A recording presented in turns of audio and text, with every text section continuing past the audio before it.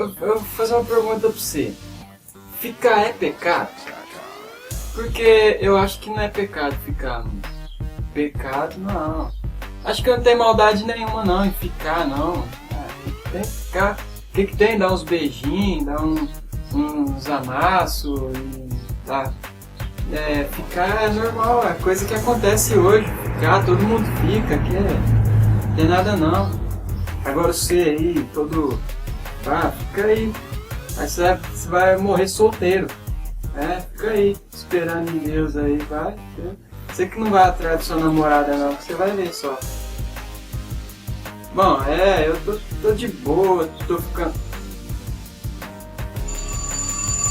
Ó, Juliette tá me ligando. Fala, meu amor. Então, e aí, vai rolar aquele esquema lá? Naquele mesmo lugar, tá? Tá bom, beijo, meu amor. Tchau, tchau. Aí, mais uma mina já, o esquema já tá armado. Vou ficar com mais uma. Menino, que coisa louca, rapaz. Que negócio é esse? Ficar é pecado, sim, cara. Ficar é pecado. Você quer ver? O evangelista Cris, ele vai falar. Você vai ver que é pecado. Você vai ver só. Presta atenção no que ele vai falar. Olha, presta atenção. Você precisa se converter, rapaz. Que isso? Vai se converter, pelo amor de Deus. Você que fica aí, vai se converter, só.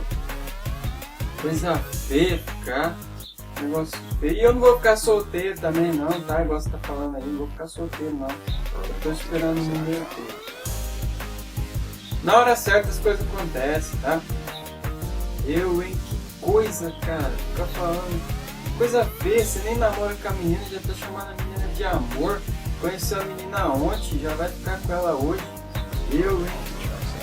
Que coisa mais feia, cara. Que é isso?